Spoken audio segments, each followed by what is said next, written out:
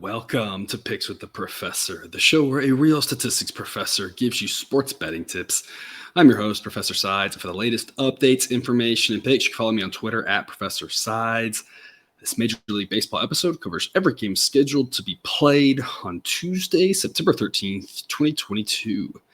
In case you're new here, I built a mathematical model for win probability using hitter and pitcher projections that I've created in order to make one money line or run line pick on every game that's played 7 days a week, though there are no Sunday shows.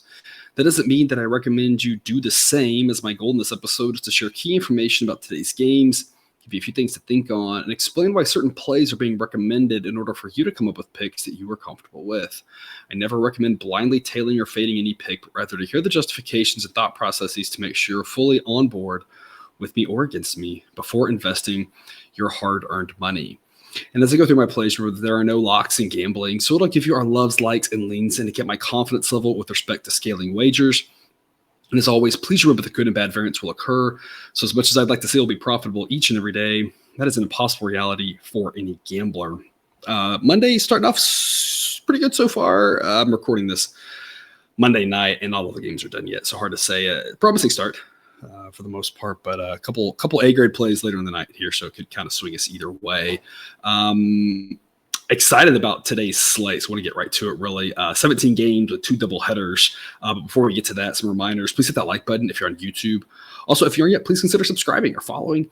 It's free, and the only way, assuming you turn notifications on, to ensure you don't miss any college basketball, MLB, or college football content that this channel provides. If you missed episode 1 of the college football picks, check that out today. Within 24 hours show of now, we'll be doing another episode to talk about more games, so you still got time if you haven't seen it yet. Also, check out Horse Racing Today. If you like to play the ponies, you can find their stuff at horseracingtoday.net. They're a team of 5 with over 125 years of combined experience in handicapping horse races. Here's an angle they don't know or bias they can't identify. Check out their YouTube shows or website. The links are in the description. And a reminder that we've started up a Patreon page for those of you looking to support the show. Membership starts at just $3 per month. Benefits include things such as an exclusive access to Play of the Day, our Discord group, both ad-free and early access to the shows, and early access to projected spreads. A lot of good things there. Go check that out. The link here is scrolling down on the ticker there. Like I said, a lot of games to get to here. I'm excited about this slate. A handful of games without lines yet as of now. So just keep up with the sheet and Twitter for updates on that. Got this doubleheader here in Cincinnati, and from what it sounds like, we have confirmed the Pirate starters for each game, but the Reds, we have a pretty decent idea, but we don't know which game they're going to go in. So because of that, there's no line yet. It'll be Johan Oviedo in game 1. I'm projecting it'll be Reynald Espinal in game 1, but it might be flipped. It might be Luis Cessa. Weather-wise for game 1, it should be in the around 70-degree mark for most of this game.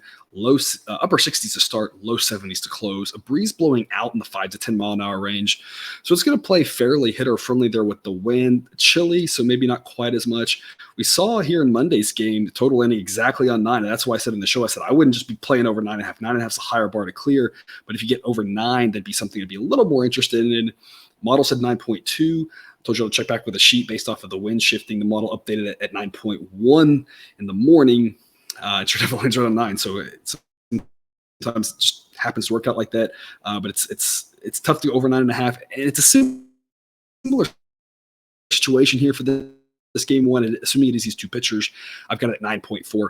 Obviously, if Cessa pitches, he's a better pitcher than what the Reds would be throwing, just basically a bullpen type game with Espinal, which it doesn't project to go very well given the Reds bullpen. Same thing with Oviedo. He has started a few games and stretched out a little bit, so it's not really an opener bullpen game, but it's also not a guy who you think will go deep, maybe 3-4 innings. He's been okay, a little below average. The pitch is not going to be great in this one again. It's kind of one of those people have it on because it's daytime baseball, but not necessarily the greatest quality of baseball here. Model says it would be Reds minus 120. For this one, basically says the Reds are a little bit better of a team. Their bullpen is a little bit better than the Pirates. We saw the Pirates win game 1, though. It's tough when you have bad baseball. It should be in the neighborhood of a coin toss type game. Again, assuming it is Espinal here in game one. Again, so model says Reds minus 120 with a total of 9.4. But if those pitchers flip, that'll adjust. I'll make a play on that once we know more information. 107 Eastern, first pitch Rays and the Jays. This one will be upper 60s in Toronto. Decent chance they might open the roof at that temperature. They might keep it closed. It's kind of on the tweener territory, but the wind won't really affect that stadium very much, and the temperature's not too bad. So either way, it'll probably play kind of like it normally does in there. I don't think it's a big deal either way. Jeffrey Springs versus Alek Manoah here in game one. Springs has got that fantastic 2.54 ERA. Underlying metrics say maybe low threes. A guy I talked about a lot this season. Good results, struggles going deep, and has some high variability starts. He's kind of the poor man Spencer Strider, I feel like. He's not as good with regards to his stuff, but the same sort of like decent numbers, but just like every once in a while he'll go like 3 innings and you're kind of like, what's going on? But then every once in a while he can go deep. So just kind of that all over the place type thing. Obviously, again, not to say he's as good as Strider. That's why I said the poor man, the really poor man, but it's kind of the similar type thing where you just never quite know how deep he's going to go. But sometimes he looks pretty good. Model gives him a 93 grid rating, so above average, but a lot of variability with Springs. Manoah model gives him an 86 grade. Again, 100 is average, and the lower the better. 2.42 ERA in the season. Now, a 2.42 ERA would be much better than an 86 grade, but the advanced metrics say his ERA should be more in the mid threes. So again, a very good pitcher, as I've talked about with Manoah all season, though probably not quite as good as the ERA. The Jays are always overpriced. I'll probably be on the Rays again. Should have been on them on the run line here on Monday as they lost by 1. They had a late lead, and I this is where it's tough, right? Everyone has a little bit different strategy. I'm trying more to give y'all good insight so that you can come up with a strategy that you're comfortable with. Because I don't ever want, you just taking someone's advice on something. I want you to hear the things and think, yeah, I agree with that, and this is why I like that. And I'm trying to project how the game will go. And I think we nailed it with the Rays Jays here on Monday night, as we said. It should be a coin toss type game, a really good game. I don't really think one team has the edge in that, and it turns out that the Rays, those massive plus odds, I think was a great play. It just didn't work, right? Great plays can still lose and bad plays can still win. The Rays were hung in there. If you heard that and you saw, that's been the type of dog that we should be maybe thinking about run line with, because a lot of those type of dogs have lost by 1, and that's what happens. So maybe you heard that and you put some on the run line and you won. So we nailed the game, and that's what I'm trying to get out of this show, is trying to give you a good forecast. That's what the model's trying to do, is tell you roughly what we should expect. And then if you're playing run lines or alternate run lines or money lines or whatever, hopefully you find a strategy that you're liking, just with the wrong way, and should have done a run line instead of money line, but nailed it. It would be a tight game, that there was value on the Rays, those plus odds. It just didn't work out. I assume we'll be talking about the similar thing here in both of these games on this doubleheader, that the Jays will be overpriced. The Jays should be a little bit bigger favorites in this one. Model says minus 128.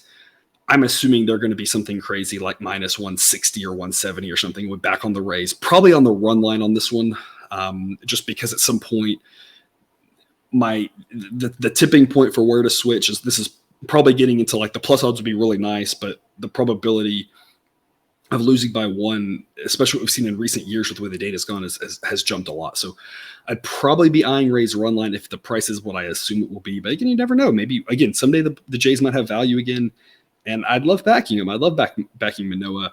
I just assume they're going to be overpriced. Again, model says Jays minus 128 with a total of 8.6 for game 1 up north of the border. 6:10 Eastern, first pitch, the first of many A plays today. Like I said, I really like this slate. Angels to Guardians, around 70 degrees for the totality of this game. Winds blowing mostly across around 10 miles an hour. It'll be a little more in across to start, a little more out across to finish. So overall, really not much of an effect. It might have a little bit more of a pitcher-friendly effect early on than later. So if you are isolating first 5, a tiny bit of a help to the pitchers to start, that's going to shift to the slightly other side as the game goes on. Not that I necessarily recommend that specifically, but there's your information in case you play in those markets.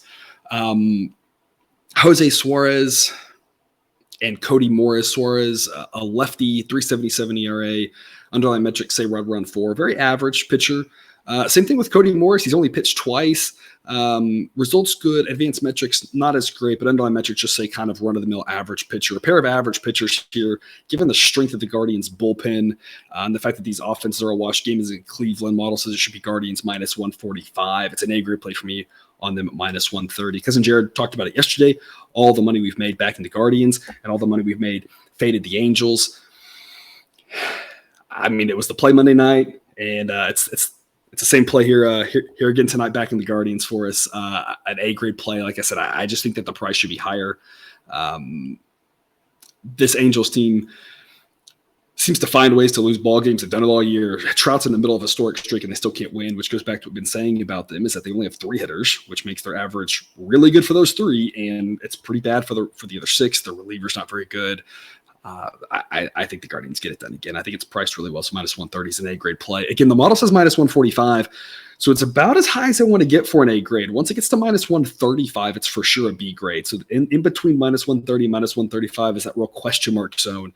In the minus 135 to minus 145 would be a B grade. And then once you get above that, it would be a C grade where I'd still take the Guardians, but you've really lost all its value. And so it's the side I'd be on. I'd add it to my portfolio, but I wouldn't want to be too invested because I don't think it's a value play.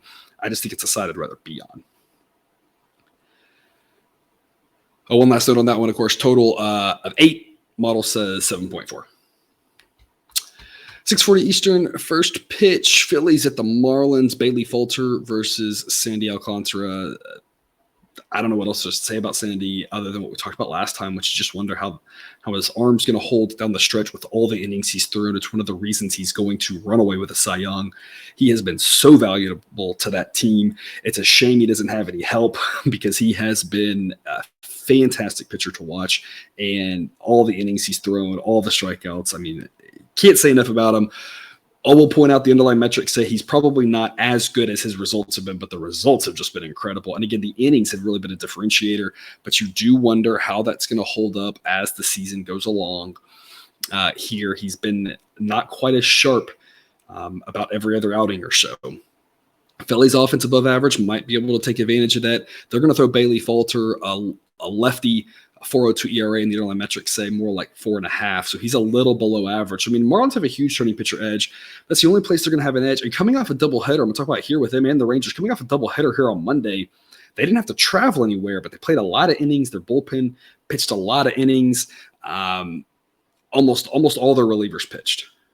And you say that may not matter with Cindy. It may not. If he's on, he can absolutely dominate a game. But if he's not, if there's any inning fatigue, if there's any thought, and you never know what a manager's going to do of let's not do something stupid to get him hurt at this point, the reliever situation is going to be rough, but it's also the position player situation of all the innings they played on the day before. You could only mix and match so much.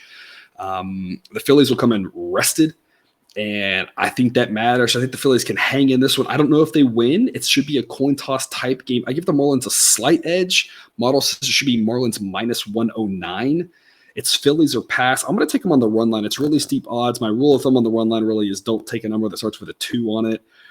190 is acceptable. It's not one I love. It is one I like, though, because I think the Phillies can hang in there, might win this game. Getting the 1.5, again, more valuable as the road team. We do have to pay that premium for it. Talked about that last night on Monday's show. We are going to pay that premium for it because if it does go deeper, it's more likely that if the home team wins, they do it by 1 run and not more than 1 run. So it's a little bit steeper odds, but the probability of winning this play is pretty high, in my opinion. Again, that the model says the Phillies just win 48% of the time. And given a total of 7, model says 7.3, so model agrees low scoring. A lot of ways that the Phillies also only lose by 1. So a lot of ways this one wins. Minus 190 on the run line is a B grade pick for me on the Phillies. 6:40 Eastern, first pitch, Pirates at the Reds. This one will be game 2. It's going to flip around 70 degrees, but as the other game, it was upper 60s to start, low 70s to close. Now it'll be low 70s to start, upper 60s to close. Again, slightly in this one, with it being warmer at the end of the first game and start of the second game, it's a little bit helping the hitters and that, helping the pitchers at the start of game 1 at the end of game 2. Probably rounding error, but just something to keep in the back of your mind if you're playing this first 5, if you're playing live, stuff like that. Just something to think about. Winds in this one will also be blowing out, but it's going to die down as the night goes along. So as the night goes along on this one, the runs are going to stop. Asterisk, if there's any relievers left who can do that. That's the thing, is that there might not be many relievers left in this game at the end of this one who can pitch. Those two teams have terrible relievers, and you saw it the day before here on Monday with the Marlins Rangers. That's why I tweeted it out. I said, if you were going to play an under, you needed to do it first 5 in that game 2, and first 4 would have worked. First 5 wouldn't have. That's when the wheels fell off, and it was just tons of. And I said, otherwise, I think you got to look full game over, because Jared and I kind of talked about it a little bit on the show yesterday. I tweeted that out, like it was going to get bad, given that both those pitchers weren't going to go deep, and you had the same thing here. Sessa pitched really well his last time out. Fantastic job by him. Can he do that again? I'm not expecting that. Now, if it's going to happen against the Pirates, absolutely, that's possible. Anybody can look better against the Pirates, right? That's why they're one of the laughing stocks of the league. But I don't think that last start is representative. And just in both games for both teams, there's a lot of question marks about how deep these guys can go. Luis Ortiz for the Pirates here in game 2, fairly highly regarded prospect. You just never know with prospects. Going to be a lot of variability. So the point in all this to say, it's going to be better pitching weather as the game goes on, even though it's a hitter-friendly ballpark, as it gets chillier here, the wind dies down. But we just do not know, especially before the first game finishes, what we'll have left with the reliever situation in game 2. And even in game 2, with Ortiz and Sessa, both a pair of Luises here, I think it's possible both these guys go 6-7 innings. I know they're trying to build Sessa up, but the underlying metrics for him on the season, again, we got to get that last start up. That's only one start. The underlying metrics for him on the season, his ERA should be in the mid-4s. And mid-4s, pitching in a hitter-friendly ballpark, again, at the start of the game, a little bit warmer, wind blowing out a little bit stronger, gives up some runs. All of a sudden, he has a short outing. Or they say, you got to keep throwing because the bullpen situation. That's the thing to keep in mind here. At some point, for both of these teams, not in the playoff hunt, they might just say, you got to go. You got to keep pitching because we only have so many arms, and we want to build you up as a starter, so let's go. And that could lead to a lot of runs too. So there's a lot happening here with the total. Model says 9.5 here for the second game, and Reds minus 129. Model thinks that Luis Sessa below average, but not terrible, and is very concerned for the Pirates with Ortiz, and that if it's all on him to pitch well, if not, a lot of innings from relievers isn't a good thing. And the other thing the model's doing, and we're talking about Hunter Brown here on the next game, and we talked about it in his debut, a team like the Astros, who's able to bring up a reliever, or excuse me, a prospect to start that has good relievers, especially in a situation like the Astros, who's a good team. The model knows that. I have it built in there to kind of say, we think it's going to go better for them, even if the model doesn't give them a full starting pitcher rating. It doesn't really know exactly what to expect. It says, in general, it's a better situation because we trust that the Astros aren't desperate to bring up somebody. We don't know how good Ortiz is going to be. Prospects hit and miss all the time. We can look at his minor league numbers, and sometimes that gives us a decent clue, but the model is just saying, hey, look, in general, a bad team with bad relievers calling up a pitcher is a whole lot more likely that he's just not up to par for major league standards. And that's kind of where the model's a little bit skewed here. That's why the model gives the Reds a little bit more of an edge and still says 9.5 for the total, because it just doesn't think things are going to go well. It's that there's like one way things go well for the Pirates here in game 2 in the under. And there's a bunch of ways it blows apart, whether it's length or quality or which one of those bad relievers for the Pirates pitches, right? And again, that's the opposite situation here of the Astros. Hunter Brown making his second start. Fantastic in his major league debut, 6 innings, no runs. Underlying metrics are solid. It was only 6 innings, but it was encouraging. The model projects him well. His, again, skyrocketed up the ratings. And again, like I said, the model, that's why the model was on him on the first game, was like, hey, I know we don't have a ton to go off here and I'm a little uncertain, but it was like, the Astros have good relievers, so they're not going to be overly desperate. They're a good team, so that bodes well. Now it's giving him an 84 grid rating, which is fantastic for a guy making only his second start. He'll be opposed by Drew Hutchison, a below average pitcher. So it's a massive starting pitcher edge for the Astros, just like it was here on Monday. The difference on Monday was that Fromber's a little bit better than Hunter Brown, and Eduardo Rodriguez a little bit better than Drew Hutchison. But it sets up to be a pretty similar game. Massive edge everywhere for the Astros. Weather-wise, not as cool as the first game of this series. It'll be low 70s to start, upper 60s to close, and the winds will be blowing at the beginning out and then across versus game one, where the wind was blowing strong in. And so a little bit more likely to have some runs in this one. Model still says go under 8, though. Model says 7.6. Model doesn't think the Tigers can score off of Brown and thinks to some extent that it's not friendly enough for the Astros to get there by themselves. That's what they had to do in the first game, and they weren't able to do it. They still stayed under that 7.5 that Cousin Jared and I told y'all to go ahead and grab. And that dropped to 7 at some point. So this is the benefit of getting the shows earlier or getting the projections earlier. I'm still giving out all the same free stuff, but again, if you're looking to get stuff earlier, I can provide that for you. And that would have got you that under 7.5, which is a winner, versus under 7, which the model still liked, but that was only a push because the Astros had to do it all by themselves. And I think it's a similar setup here in the second game of the series. The Astros are going to have to do most of it by themselves. I expect really good things from Hunter Brown. I'm back on the Astros like I was yesterday. Run line, minus 130 is an A-grade play. Being the road team, again, it's more likely that they are able to win by more than one in the event. It is a tight game. I don't think it will be, but if it is, we for sure get that ninth at bat with the Astros, which might add a little bit extra value. Model says it should be Astros minus 227. Right now, the moneyline price is minus 205. So again, another situation where if you want to throw the Astros into your moneyline parlays, I think that is a reasonable thing to do.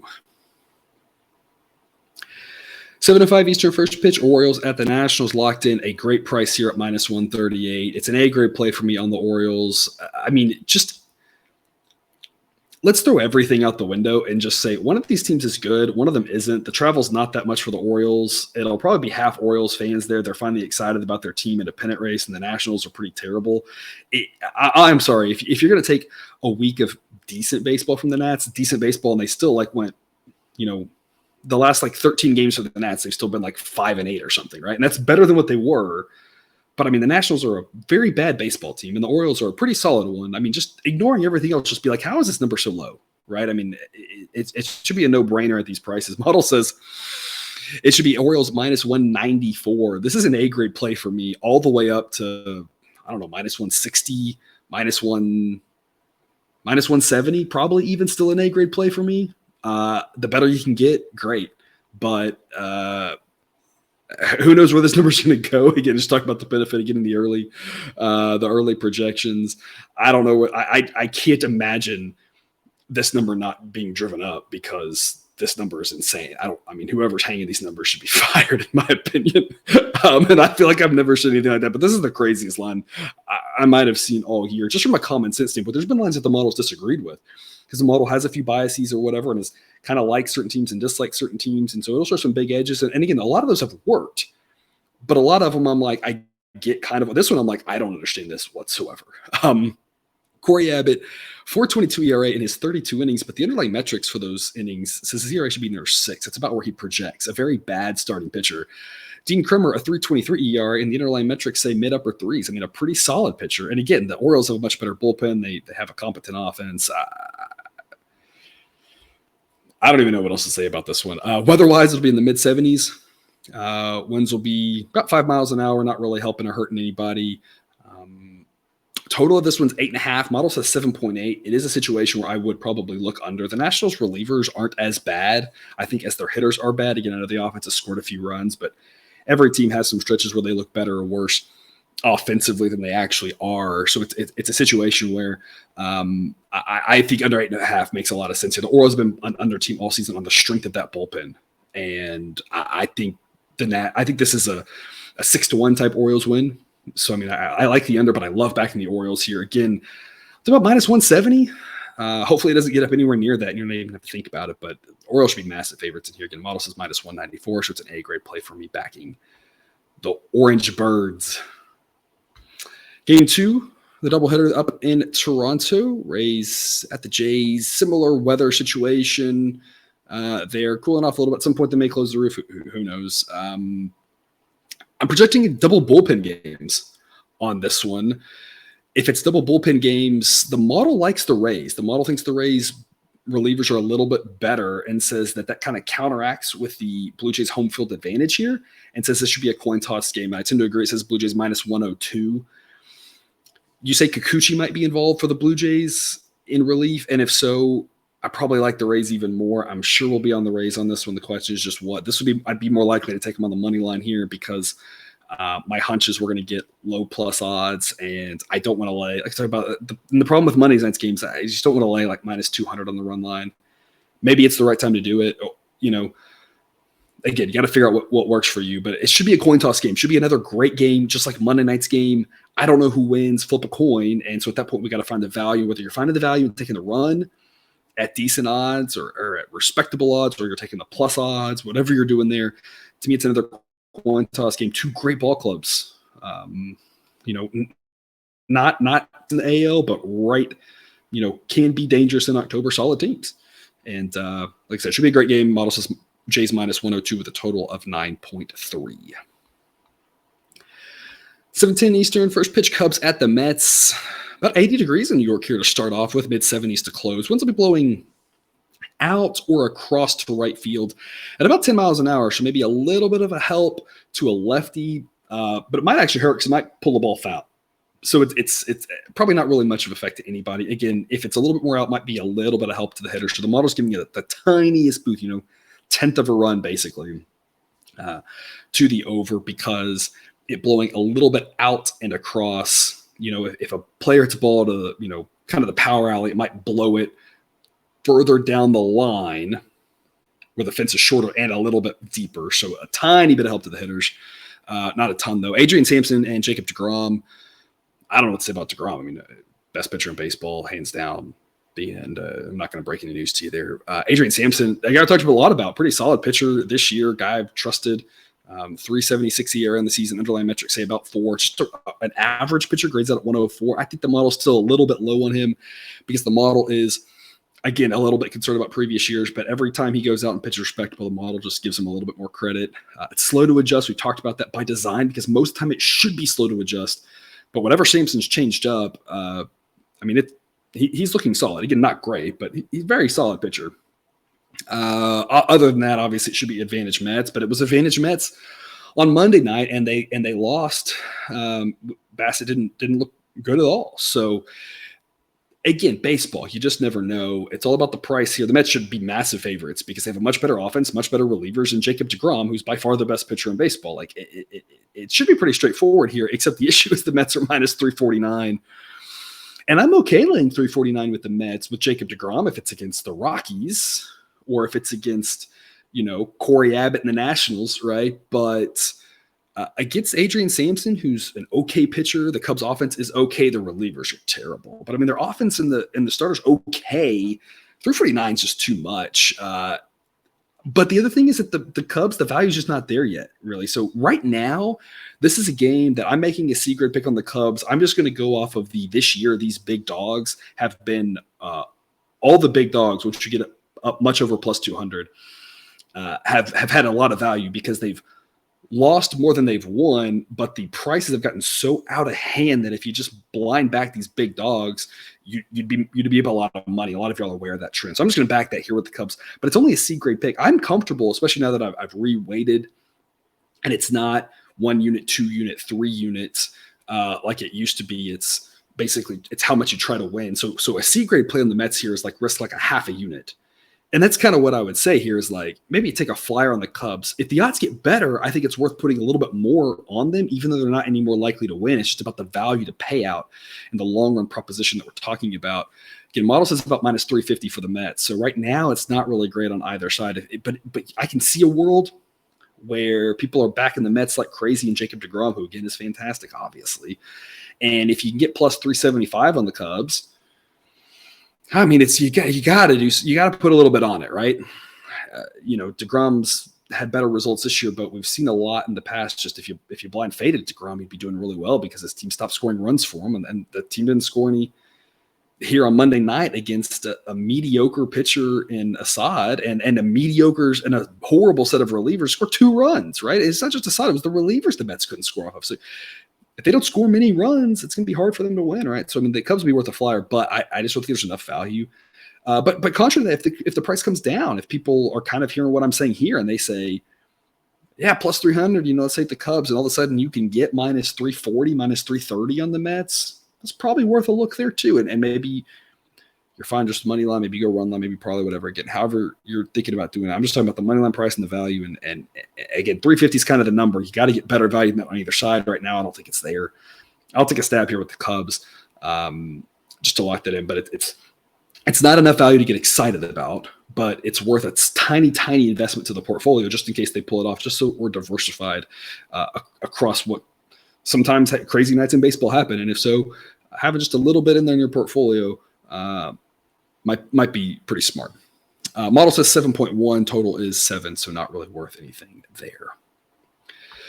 7:10 Eastern, first pitch. Yankees at the Red Sox. Mid to low 70s in Boston. Winds will be blowing out about 10 miles an hour for this game. Garrett Cole and Nick Pivetta. Obviously, Garrett Cole's a much better pitcher.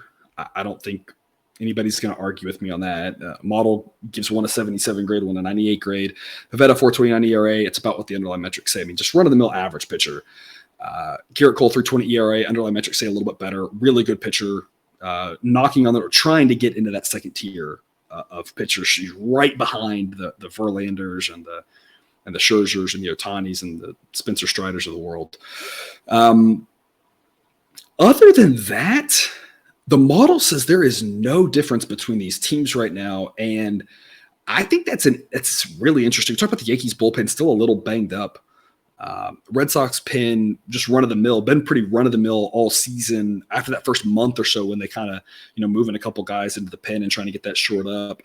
Just been run-of-the-mill. But the Yankees pen at one point was really good, but still banged up, and now grades out at just average. The Yankees offense at one point in the season, we would have said Yankees offense against a mediocre pitcher, they're going to score some runs, right? And now the model thinks that the Red Sox offense is actually better than the Yankees offense, how it's constructed right now with who's healthy. Not sure if that's exactly true, but the point being that what the model is trying to tell us is that it's close. It's a lot closer than our brains want to think, again, based off of who is healthy right now. The Yankees offense has just been Aaron Judge. And even though they've been playing better as of late, most games has been if Judge can do something for them, they win, and if he can't, they don't. And that's not really the recipe for a 100-win team. And that's still how they're being priced, like they're a 100-win team. The model's all over the Red Sox on this one. Model says the Yankees should be slight road favorites. The model here, the way the model's looking at this, I'm just going to break down what the model's saying, and then you can kind of adjust, and you can kind of come up with your own number here. The model's saying start off and give the Reds 53% for being at home. Bullpens, offense, all that rounding error. Garrett Cole is better than Pivetta enough to flip that basically 53% to the other side. And so it's basically giving him a 6% jump. Maybe it should be a little bit more than that. Garrett Cole's a really good pitcher. So maybe instead of Yankees minus 110, maybe it should really be minus 115, maybe minus 120. But the bottom line is the Yankees minus 165 is just massively overpriced. I don't know how you get there. I mean, if to get there from and this is where I'm saying that there you can disagree with certain things and you can kind of come up with some of your own opinions or whatever. What I'm about to say you can't disagree with. To get there from a mathematical standpoint, you have to view this game as if it's Garrett Cole versus a bullpen game or a AAA call-up. And Pavetta's not that bad. Like I just don't know how you get to 165. Or you have to say that the Yankees offense is massively better than the Red Sox. And again, with who's healthy right now, I don't know how you get there. Like maybe a little bit better, but I just don't think these teams are that different right now. Obviously, the big difference is Cole, and that's why the Yankees should be road favorites, but not to the price of minus 165. So I'm on the Red Sox here. It's a pretty big edge, but I'm going to go run line rather than money line. You can sprinkle it on the money line at plus 152. Offers a lot of value, but I'm just going to go run line here. A-grade play on the Red Sox. That way, if they lose, we got a shot still to win this one. If it's tied, there's still ways that we can late that we can win without having to have the Red Sox win. So I like what this offers us here on the run line. But if you want to go money line, this is the type of play.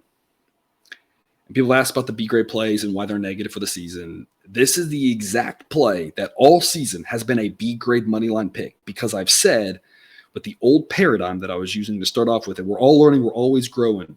Always trying to do things better. Right? I'm learning things every single year. I'm making improvements, making adjustments. No matter if I'm 20 years old, 40 years old, 60 years old, we're always trying to learn, always trying to make things better, right? If you're not you're not going to win eventually because things are going to be figured out, right? So the thing that we are eyeing here this year, the improvement is this has been the exact type of play that in the old paradigm I would have said this is a B grade money line pick on the Red Sox because I would say they got a decent chance to win and these plus odds are nice, but I don't need to bet 3 units on them to win 4.5. And so I would have bet 2 to win 3, and I would have said that's happy. That's why I've changed the paradigm about how I'm waiting, how much we're risking, how that's scaled out, and adding the run lines because this has been the exact type of play all season. It's been a B grade play. It has lost by 1 run. This has been so many of them.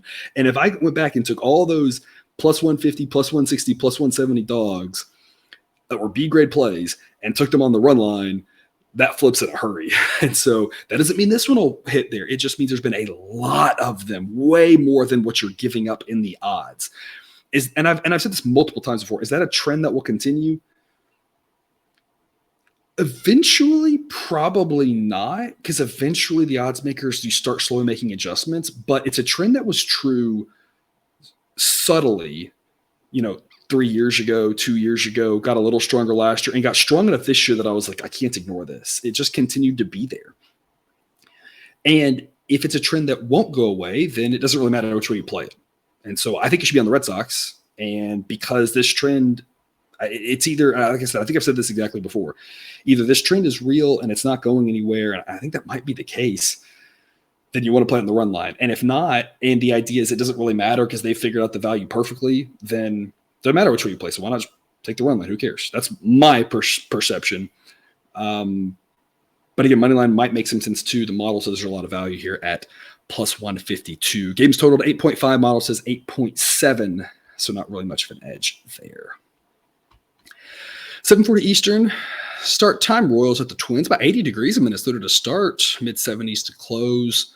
One's been playing mostly across and under 5 miles an hour, so not really a wind effect there. Chris Bubich versus Joe Ryan. Massive edge to the Twins here with regards to starting pitcher. The difference in ERA between these two pitchers is about 1.5 runs. The difference in the underlying metrics is a lot smaller, and that's what I talked about with Joe Ryan. He had that like 2.50 ERA, but I kept saying at the start of the season that was a little bit of smoke and mirrors, that he wasn't that good. And sure enough, the ERA has come up. The underlying metrics say it's mostly caught up by now. An average pitcher, maybe slightly, but young guy, so obviously has potential to get better. Not quite as good at that smoke and mirror start, but still a solid pitcher. Bubich, though, pretty below average, about a half standard deviation below average. Twins relievers, much better. Twins offense, much better. Twins at home, all Twins on this one. Model says minus 193. I'm giving the Twins minus 175 and A grade, but this is the number that I wanted at. Anything higher really drops to a B grade because we've lost a lot of the value. Anything higher than this, up until about minus 195, would be a B grade for me. I like the Twins. I just want to get them at this number or better. So again, sign up link for Bet Online is in the show's description. If this number is still around, you can always get the exact same numbers I've got. I lock them in on BetStamp to show receipt purposes, and then I post them to the sheet and tweet about it right away. If you want to hear the analysis, again, join the Patreon. You can do that at night right away. I'll upload it as soon as possible so you can hear this. Hopefully that price is still there. You can play with the same numbers we are. Shop around. Maybe find a better number. I'd love if you found even a better number than that. But again, 175 is my limit here for the A grade. Beyond that, again, I still think the Twins are worth an investment. It's just you're paying a little bit more of a premium, so we want to back off a little bit because it's not the best place to invest our money. We want to try to manage our money, and the stronger investments, put a little bit more in those, a little bit less in the weaker ones, be diversified, see how much we can collect at the end of the day, and then do the same thing again tomorrow, right? And so for this one, I like the Twins at this price. It's worth a stronger investment. If it gets a little worse, a little bit less. But again, big Twins edge here in this one. And again, it has a total of 8. Model says 8.5. Royals has been more of an over team this season, so maybe something to think about there. 7:45 Eastern, first pitch Brewers at the Cardinals. Around 80 degrees to start, around 70 degrees to close. Big series here for the Brewers. If they're going to have any chance of getting back in that wild card race, this is a tough series for them. At St. Louis, they need to not get swept. It's really the bottom line here. They're going to throw what's projecting right now. It looks like Matt Bush, which will be a bullpen game. He might go. He's had a couple of times, I think, where he's gone 2 or 3, but he's not going to go very deep. Turn it over to a decent Brewers bullpen. Jordan Montgomery, though, obviously a better pitcher. And the Cardinals relievers also pretty solid. The Cardinals offense better than the Brewers offense by a lot. That's their big edge here. The game's in St. Louis and the Cardinals offense. And then a little bit of an edge with Montgomery. Montgomery A just better than Bush in the fact that then we've got Montgomery for 5 or 6 innings, whereas Bush plus whoever's coming in for those other innings will be a little bit worse. I mean, the Cardinals got some good edges here in this one. Model says it should be Cardinals minus 161. So we'll see what number comes out, and I'll make a play on that again. Later on, I'll update Twitter and the sheet for that one. Total of 6.8 is what the model says for this one. Again, St. Louis a really pitcher-friendly park when it's not in the 90-degree mark. So model says if you can get 7.5, that'd be a nice little under there. So we'll see what happens again when the number is posted. 8:05 Eastern first pitch. A's at the Rangers. Kid Waldichuk versus Cole Reagans. Waldichuk, solid results in his 2 outings so far. The underlying metrics, though, not good. And so it's a little bit concerning for him. He was kind of in that slightly below league average, and now he's trending further away from that because it's only been 10 innings, but the model has kind of taken note and said, I don't really like what we're seeing here. The signs aren't good. So it's kind of like nudging him a little bit down. Cole Reagans, kind of a similar story, 3.80 ERA, but the underlying metrics for him in over 20 innings are even worse. So the model's really not a fan of him. Model says 8.4 for the total. Actual total is 8.5. I'd love to go over in this one. The model doesn't say to, but I'm just thinking about the Rangers. I'm thinking about that game 2 in Miami. Rangers have no relievers left. Reagans isn't the guy I trust. Fear is that maybe he can shut down the A's because he's not a good pitcher, but the A's don't have good bats. But, I mean, there should be some runs in this game. And the reliever situation for the A's isn't necessarily good. For the Rangers, I just don't think it's going to it's going to be tough. Like I said, all their relievers pretty much pitched the day before, and now they're traveling back home. So not ideal. Again, model doesn't say go over, but I'd look over here. I think 9 is a pretty reasonable outcome for this game. I'm going to be on the A's on the run line at minus 155. It's a B-grade play. The model isn't really taking into account that the fact that the Rangers played a doubleheader the day before. That's so rare. I haven't coded that in to give them any ding, so it's not reflected in the number. It's also unique to this year because this year we had those extra doubleheaders. Usually we only have the doubleheaders that come from weather, and there's just not that many of them. And so it's such a one-off. We don't really have – it's just not worth the effort. But this year we've had a few more because of that. Every team had a scheduled doubleheader thing because of that first week, losing that first week. And so I think that kind of affects things here. And model says Rangers minus 134. I think if I were to code in the extra travel and the doubleheader, probably model would say more like minus 120s, upper 120s maybe. So A's plus 136 offers value. I'm on the run line for the same reasons I outlined earlier. This is the exact sort of game that I would have given a B grade to and said the A's can pull it off. It's great plus odds. They lose by 1. Who knows if that happens? I'm just going with the trend. Again, if it doesn't matter, then it doesn't matter, and it'll work out in the long run. So I'm on the A's run line here. I think it's a good spot for them. I'm not really a huge fan of either starting pitcher, but I at least have more hope in Waldichuk because while neither's had good advanced metrics, at least one of them's done it in 2 games and there's done it in 5. So the one that's done it in 5, being Reagans, I'm a little bit more like, you're not very good, whereas Waldichuk is at least only 2 games that were concerning. So he's still got more of a chance at least to be decent. Of course, the Rangers have an edge offensively. That's why they're favored. I just think it's a bad spot for them. That's why I'm on the A's run line. 18 Eastern first pitch. Rockies at the White Sox, a Rockies team that haven't done well with really all season. There's one of the 2 or 3 teams that just we haven't done well with, but we've done much better on them as of late. It's been more mediocre than the truly terrible it was earlier once I made a few adjustments and kind of stuck more with the kind of just shifted a little bit more of that home field edge for them, kind of sticking more to fading them on the road and backing them more at home when we can has been at least made it or plays in the Rockies more respectable as of late. On the road here, I don't really think they stand much of a chance in this game. Chad Kuhl versus Michael Kopech. Kopech is a guy I talked about a lot this season that I don't think he's as good as his ERA. I still think that's true, but his ERA is coming up and is pretty close to 4 now. So you're kind of seeing what I was talking about with Kopech, that he's not that good. I still think he can get higher, but against the Rockies, with the Rockies bats being not very good away from Coors, He might have some success tonight. I think he's just an average pitcher, but I think that's better than Chad Kuhl, who has a 5.38 ERA. And it's not just Coors inflated. Its underlying metrics say it should be in the low fives. So much better pitcher for the White Sox, even though I'm not a big Kopech fan. It's better than the opponent. White Sox relievers are better. White Sox offense is better. Again, in Chicago and in Denver, I'd probably still say the White Sox offense is better, but I mean, the Rockies team plays a lot better there. It's a different story. Here I've got White Sox minus 199, minus 181 is an A grade play. And just like I said with the Twins, it's about the same difference too. If you go back and look at it, I think this price is 6 cents more, but the price of the model says it's 5 cents more. This is about it. Obviously 1 or 2 cents, but this is about it for the A grade. Once it gets up into the mid upper 180s, it's down to a B grade. At minus 200, I'd still play the Sox. Again, I still think it's worth adding to your portfolio, but just as a smaller, you're risking a lot more. And so I just don't think it's worth as much of an investment. I'd rather take some of those units and put them to better investments, I think. But again, trying to keep more of a diversified portfolio rather than saying I've got all my money on 3 games in the night, or all the money that I'm going to wager in the night on 3 games, right? So right now, I like the White Sox here. I don't know what the price is going to do. If it shoots up, though, like I said, I'd still be on the White Sox. But as long as it's in this low minus 180s or better, it's an A grade. Again, above that to about minus 200 would be a B grade for me. Model says total of 8.1. Actual total is 8.5. I would be inclined to go under. It's going to be a relatively chilly night in Chicago. We're going to start off around 70 degrees and close in the mid-upper 60s. Winds will be blowing mostly across, so not really much of an effect and not strong winds. The White Sox offense is better than the Rockies offense, but they're not that good. They'll score some runs off of Chad Kuhl, I think, because Kuhl's not that good, but I'm just not sure how much the Rockies are going to score. Going against an average pitcher on the road isn't really a great setup for them. The White Sox have decent relievers. I mean, it feels like a 5-2 White Sox victory. White Sox been playing much better. We talked about this without La Russa.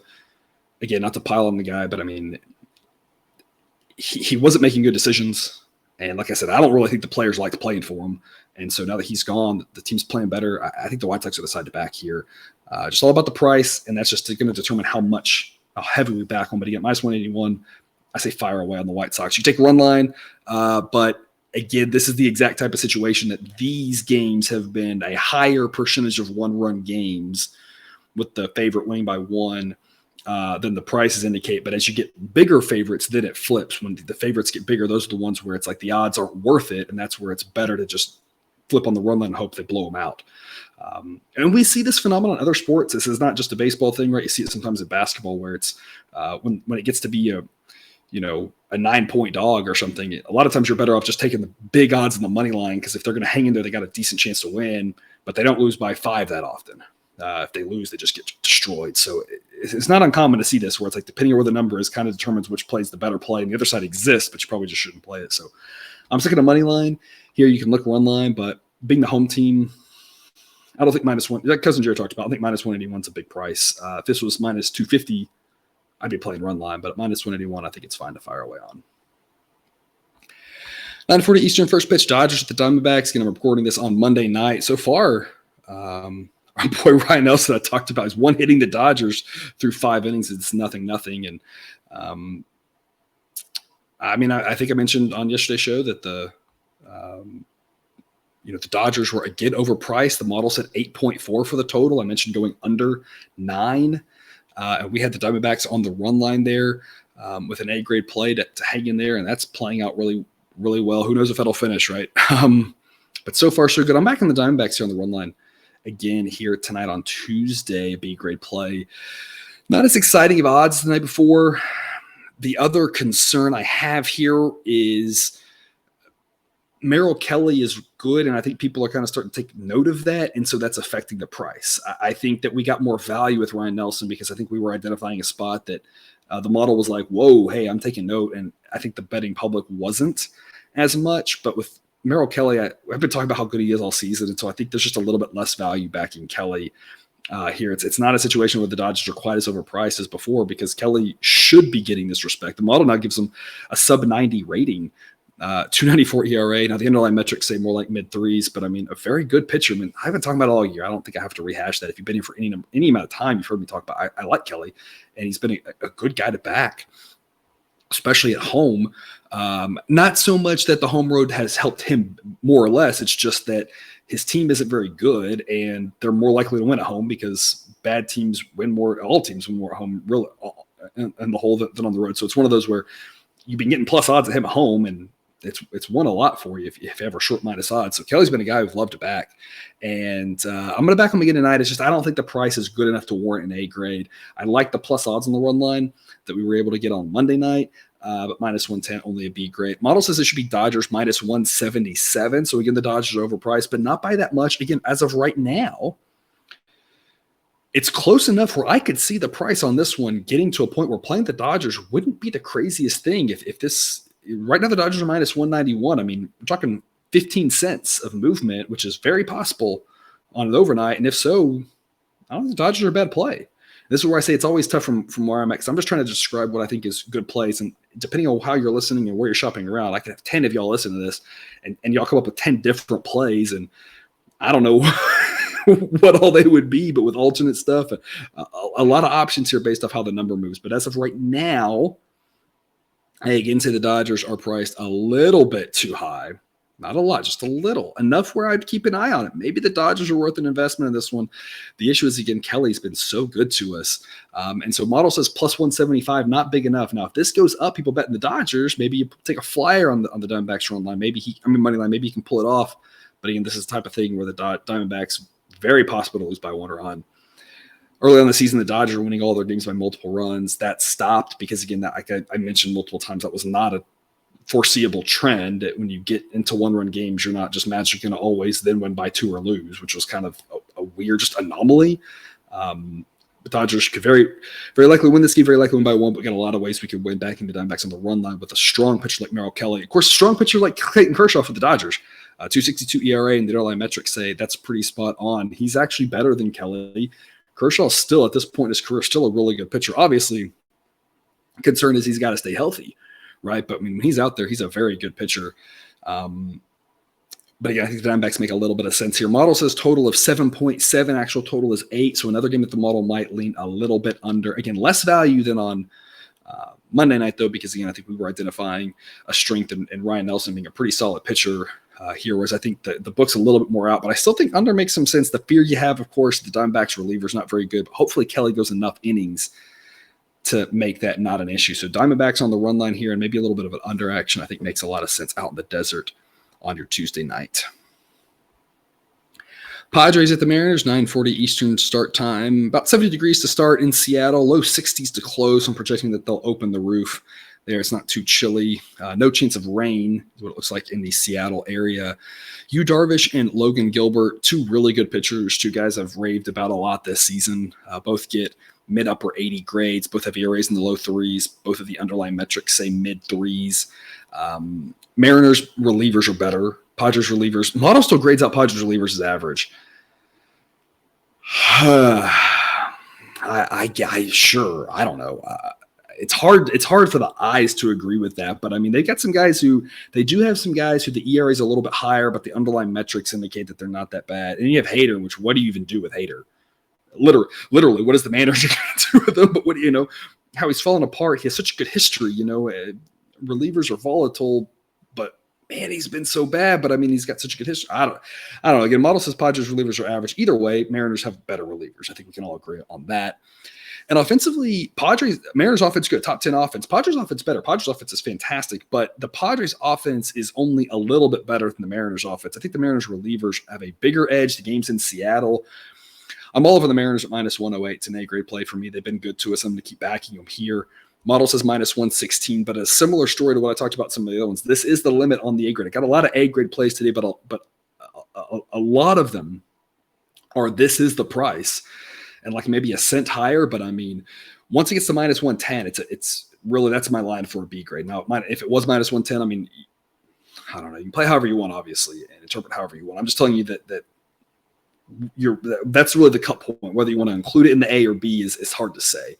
But as it gets above that, you start getting closer to the number, and that's where in the 110s, I would give the Mariners a B grade. And then at 120, like I said about some previous games, I'd still back the Mariners, but it would just be a much smaller investment to diversify the portfolio. But you just don't have as much value, so I just rather put that unit on something I think is more valuable. So you never know where the number's going to go, but at minus 108, I love the Mariners. Maybe it gets even better for you. Maybe it gets closer to even money, but I think the Mariners are more than coin toss winning this game, and that's kind of what it's priced as. I think they're a better team at home. Padres, not a bad team, but even if they have a lead late, the Mariners bullpen collapse Sunday aside, which they still recovered from and beat the Braves, the amazing Braves, right? A lot of y'all think best team in the world, Braves. Aside from that, the Mariners relievers are still pretty good. So even if the Padres get up, unless they get up by a lot, I mean, the Mariners are still in this game. So I think the Mariners make a lot of sense. Have been good to us. I don't see any reason to get off the train here. Again, as long as it's better than minus 110, it's an A-grade play for me.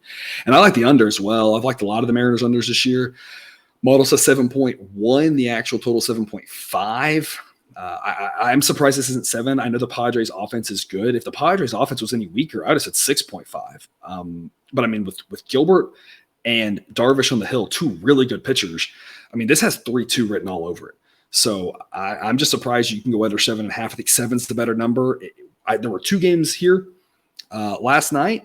Here, or when we recorded on Sunday night for Monday show, that were 7.5. So Cousin Jared and I talked about. We were both like, why? One of them was the Astros, and before too late into Monday, it was down to 7. And if you got under 7.5, you won. If you had under 7, you push. The other was the Giants. Sure enough, it went down to 7 as well. And again, it's not over yet, but it's looking low scoring to start. So never know how that'll play out in the end, especially with the Giants bullpen. But same thing here. This is another similar one where I'm like, I feel like it should be 7. I don't know why it's 7.5. So I like the under here in Seattle as well. And to wrap us up, Braves at the Giants, 9:45 Eastern, first pitch. Another chilly one in San Francisco, upper 50s. Wind's blowing out, but again, a park that's built to minimize that. Kyle Wright and Jacob Junis. Wright's a fantastic pitcher, a guy I've been backing from day 13 of the season, it feels like. I don't know exactly how early, but I got on his train pretty early and said, hey, if you either back him or you just don't fade him. And he's been a pretty solid pitcher all season. Model gives him an 86 grade, 3.23 ERA, and the underlying metrics say mid-3s. Jacob Junis has been decent. Model gives him a 98 grade, 3.98 ERA. Underlying metrics say actually maybe a little better than that. His issue, of course, is length. And the issue with the length is exactly what you're going to get from the Giants bullpen if he doesn't go deeper. He's got all the Giants pitchers. Rodon is the same way, right? Rodon can go 8 innings, and when he does, gives him a great chance to win. But sometimes his pitch count gets up, and when he only goes 5 innings or 6 innings, it's like hold your breath for those relievers to come in, right? The issue is that Junis is more of that shorter guy than the longer guy, so that's his variability in this one that I'm just not so comfortable with. He's done solid. It's just, the relievers are just so scary for the Giants when I don't really when it's Rodon, at least you got a chance to get 8. When it's Cobb, a guy I've talked about all season, I love that guy. Logan Webb can go 8, right? Junis is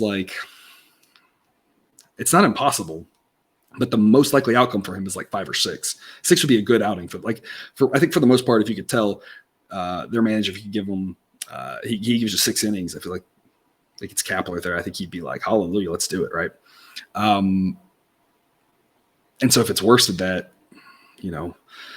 Braves offense really good. I think they can get to Junis or one of the relievers. I was on the Giants on Monday, but I'm going to flip them in with the Braves on this one on Tuesday. The model has not backed the Braves very much. It said they've been overpriced. And so anytime the model, and it's done this kind of with the Yankees a little bit, it's done it with the Dodgers, it's done it with the Jays. Anytime the model's really taken a stance and said you're overpriced, and it's kind of been doing this with the Braves lately.